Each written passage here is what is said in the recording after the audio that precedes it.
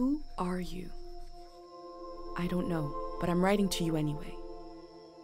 Where are you? How far in the future? Where'd you find my journal? I may never know, but you can know me from what I put down on these pages. I come from a little village in the mountains. No one has left here since before I was born. But our lives changed overnight, just a few days ago when my best friend had a prophetic dream. A vision that the elder said means this season is going to end soon. The world is about to enter a new era. A great change is coming. Everyone was afraid. I was surrounded by questions and I began to feel how little I know. What is this season that is about to end, and why is it ending? What exactly is out there that could turn the world inside out? If there are still voices singing and laughing in the wilderness, I could record them before they're gone. I also thought of my dad, who always wanted to see the outside world but never did. So, I asked if I could leave. The elder had one condition for letting me go: that I take what I collect to the museum vault, a palace of art and memory at the edge of the earth. She says it's the only place safe from the turmoil of a changing season. I hope that's where you're reading this now. I can't stop the change that is coming, but this time on Earth could live on in these pages. What it looks like, sounds like, how it feels to be alive right now. I'm writing to you at the crack of dawn on the morning I leave home. I can smell breakfast cooking in the other room, and I can hear my mom's voice.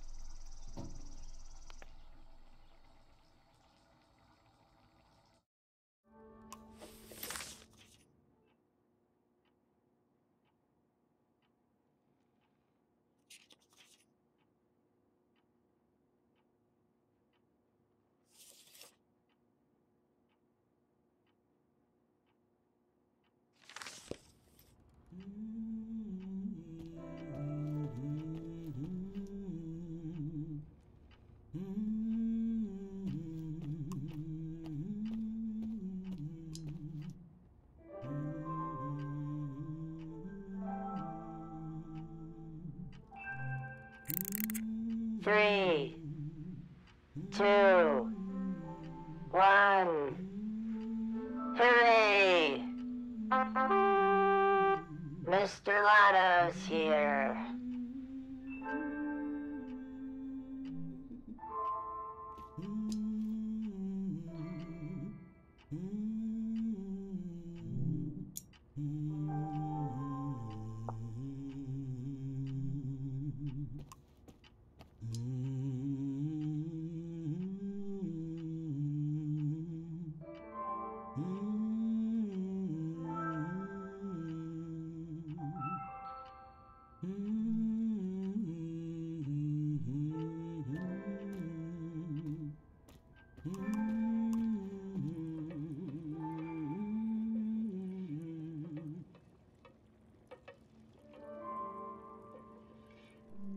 The last moment in this little house. There used to be 3 of us here. My mom and dad and me. Soon it will be just her. Her and all these memories. But in this moment, everything is the same as ever. Until I shift my weight. The floorboards creak. Mom hears it and turns to me.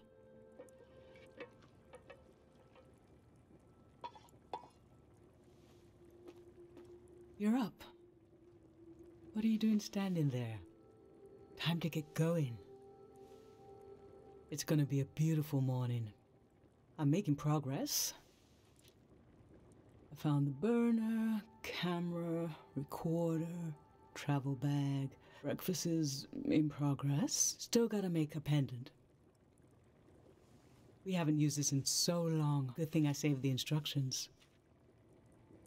Just as you would use a shield to protect an identity pendant protects your mind. Your thoughts, memories, everything that makes you. You don't wear them here in the village anymore. But if you're going into the outside world, I'll feel better when you've got a pendant shielding you. Diseases of the mind, like the dream sickness. It was Dr. Fumio's last invention. He realized that some psychedelic maladies were impossible to cure, so he made the pendant to prevent them in the first place. If you have a better idea how to protect your brain from being destroyed, let's hear it. That's what I thought. In times of war, a pendant can be used to identify a body. Let's skip that part. Objects have two layers, the physical and the mental. The pendant needs to absorb both. 1. Collect a sentimental object for each sense: sound, smell, feel, sight, taste. 2. Feel the sense and speak aloud a memory of the object. 3. Feed the object into the burner. The memory will leave the speaker as it is transferred to the pendant. That means I'll forget the memory after I say it. It's supposed to be painless, at least. No, you must remember everything. That's your role. Okay, so this old tape should work for our sense of sound. I remember.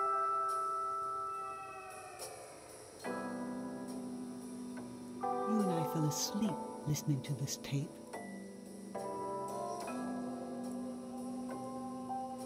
Your dad came home. We all rested together until it got dark.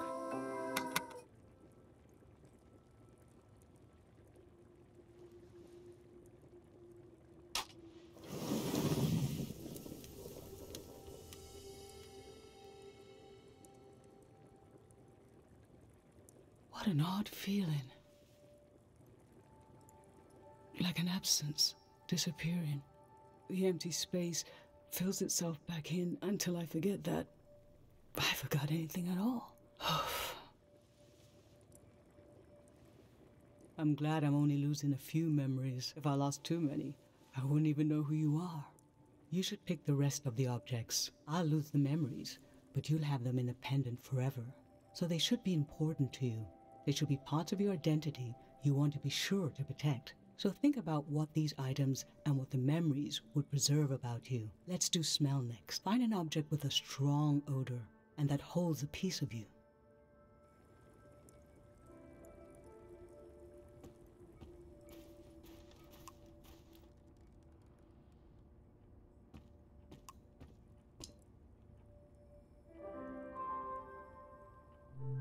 Sweet wax honey. How I've tried to save things.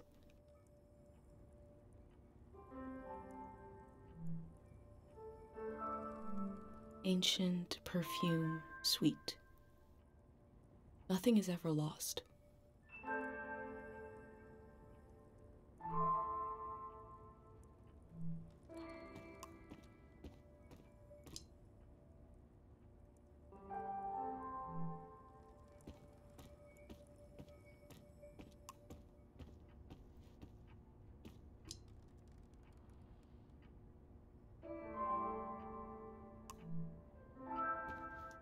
My bag and Dad's camera, ready for the great departure.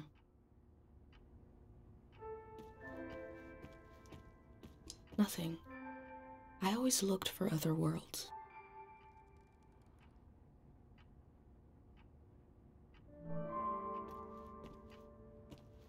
Tangled nest, sour play. This speaks to how my dad loved me.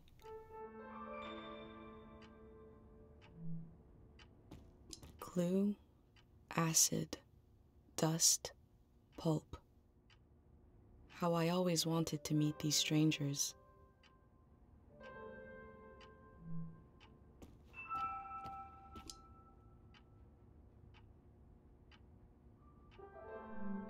Nothing. I look closely.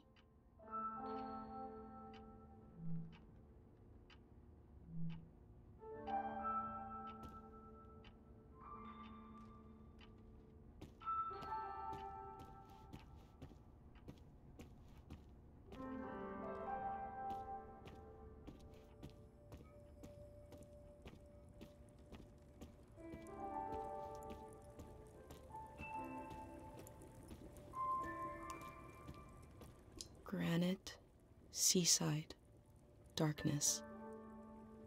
This speaks to how my mom loves me.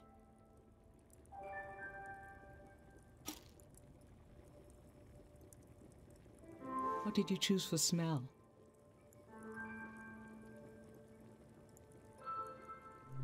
Let's breathe in deep.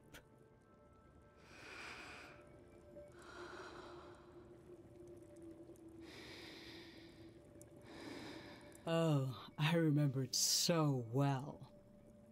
It's not as bad now, but in the old days, not many children lived long enough to grow up. We believed if a child could make it to the age of 9, they'd be all right.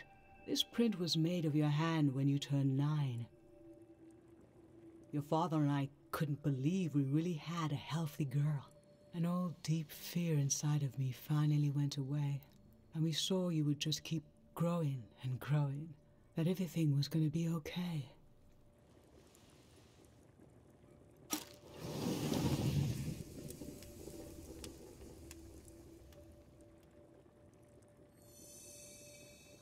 Now touch. Pick something with a texture you like.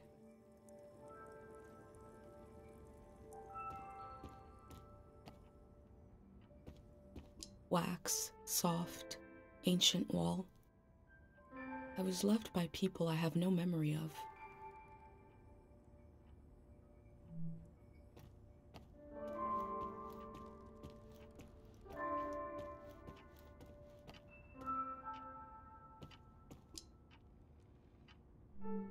Aggressive, delicate, mineral. I look closely.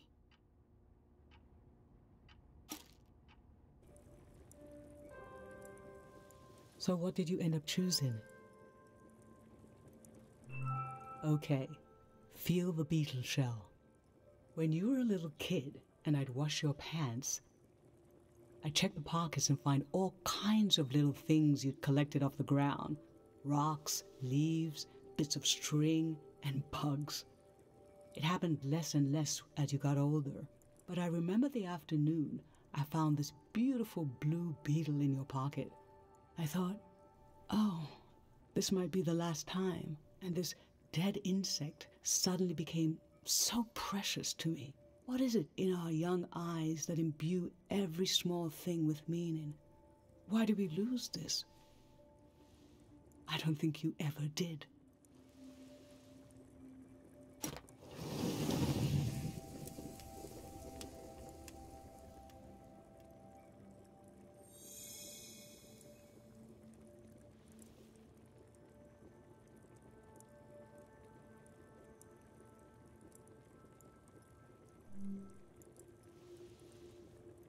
I'm fine. Let's pick something that looks nice.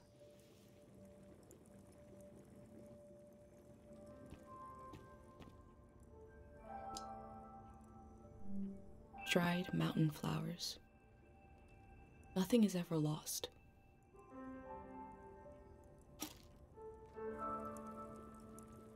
So, what did you end up choosing? Your dad used to bring these flowers home from his climbs. They only grow high up in the mountains. He was a great climber. He even found us a new source of water. I hoped after he would climb less, maybe even retire. But he always wanted to explore, and the only direction to go was up. Maybe the Elder is letting you leave out of guilt for what happened to your dad. If someone has the energy to leave, it needs to go somewhere. He fell into the Fitz ravine. We never found his body. But doesn't he rest with us at night? Doesn't he appear in our dreams? How can such a human being depart this earth without leaving behind a trace as strong as the flowers would still have their scent? Darling, I don't want to lose this one. I can't lose this one. Can we put the flowers back, please? Thank you.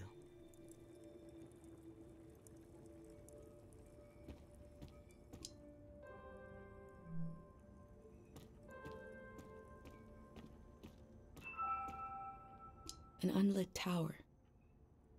I was loved by people I have no memory of.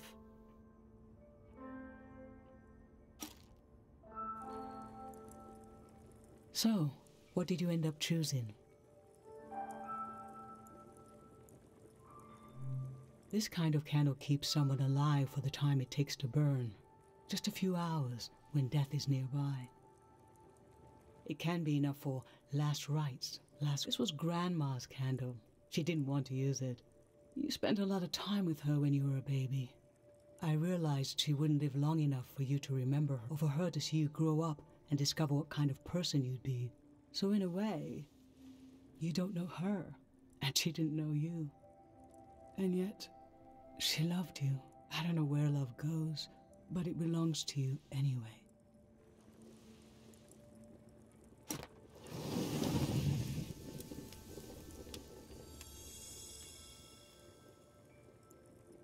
For taste, we can eat breakfast and feed some to the burner.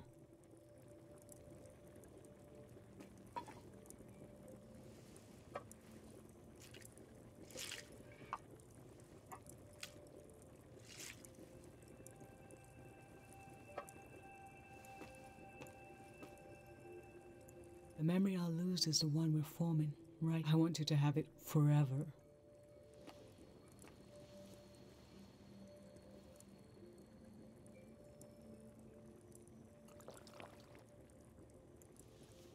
Standing here, you're having a last taste of home.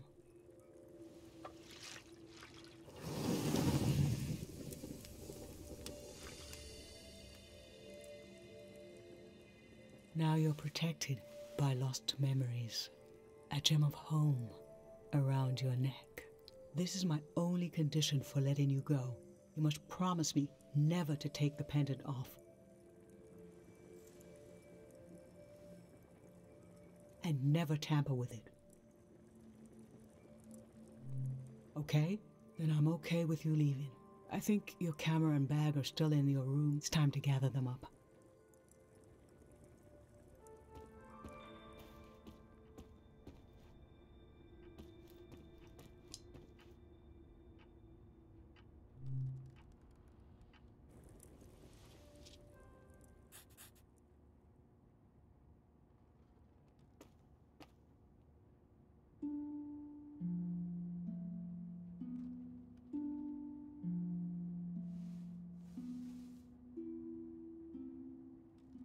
I've lost so much. How could the world ask me to lose you too?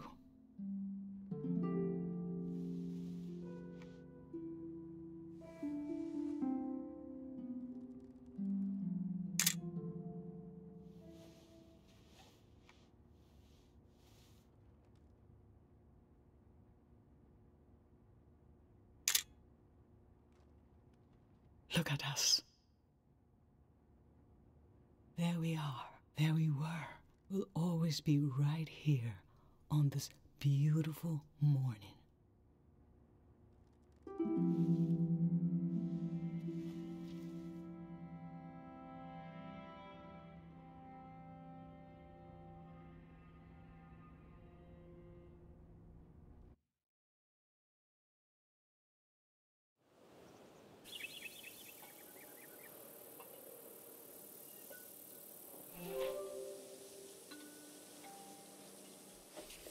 I just performed a ritual with my mom.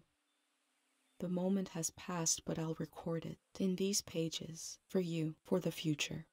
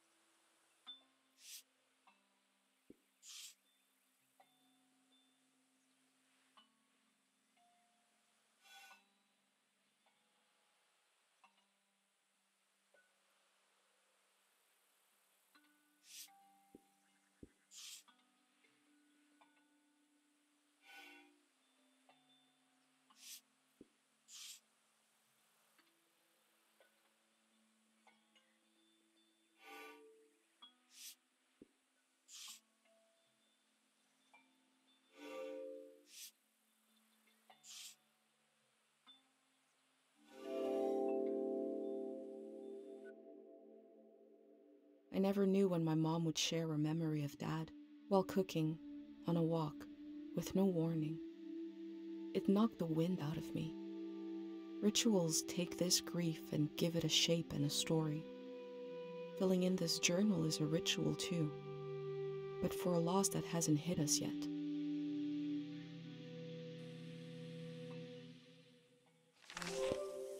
I've brought tools to record the sights and sounds of this season. I'll start by recording the only place I've ever known.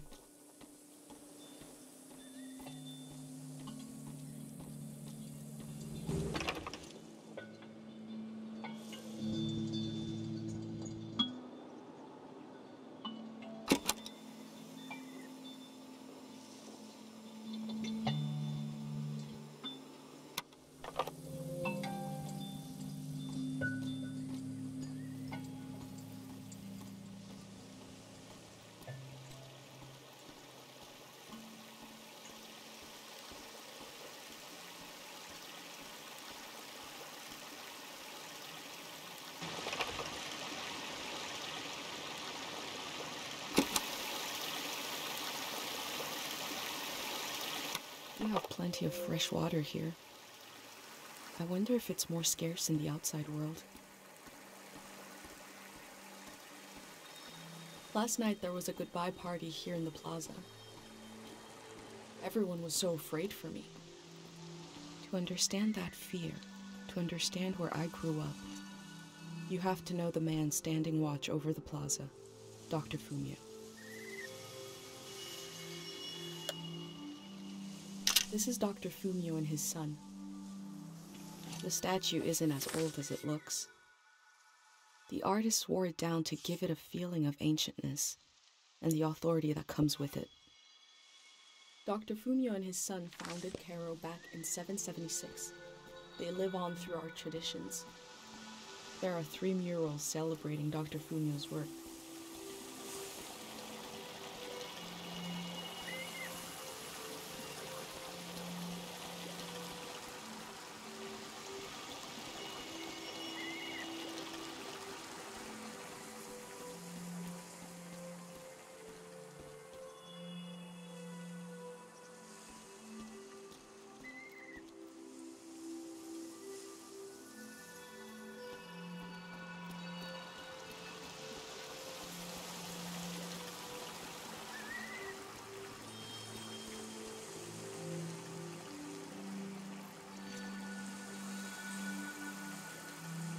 Remembering everything must be painful.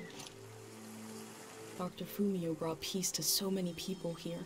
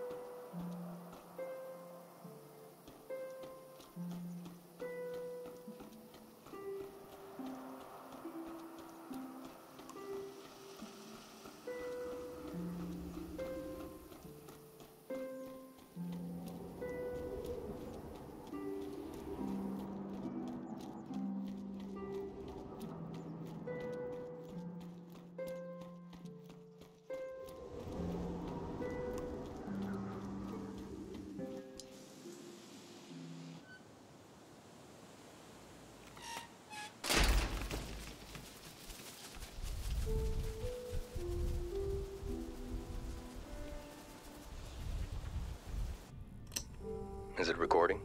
Yes. Okay. How to leave home for my daughter. Find a sacred square of earth. Lay down so you have the dirt at your back.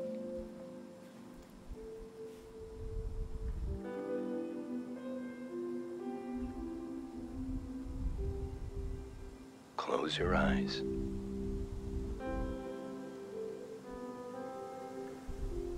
Close everything. Do you see for yourself? You see for the dead, for the unborn. Do you listen for yourself? You listen for the dead, for the unborn. Your ancestors are in that dirt. All the living and all the dead are holding you up. Now, stand. They're still there, aren't they? It's time to move, to entangle yourself everywhere with everyone. So the next time you lay down in the dirt, you will have so much more to tell them.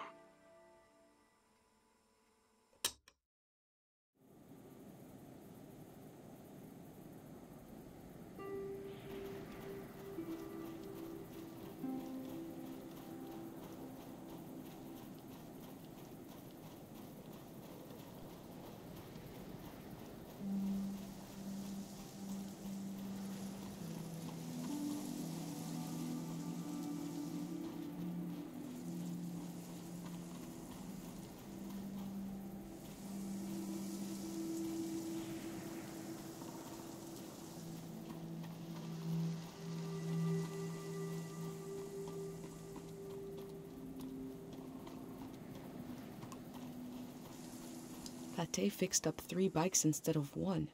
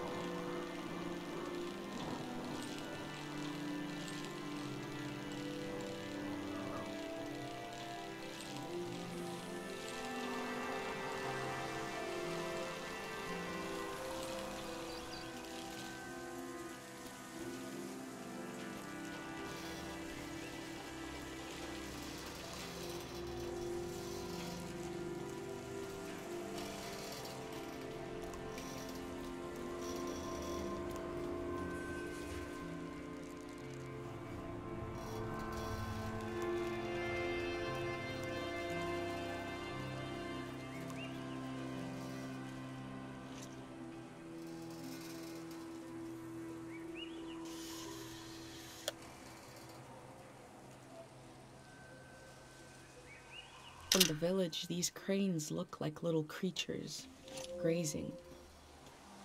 I had no idea how huge they are.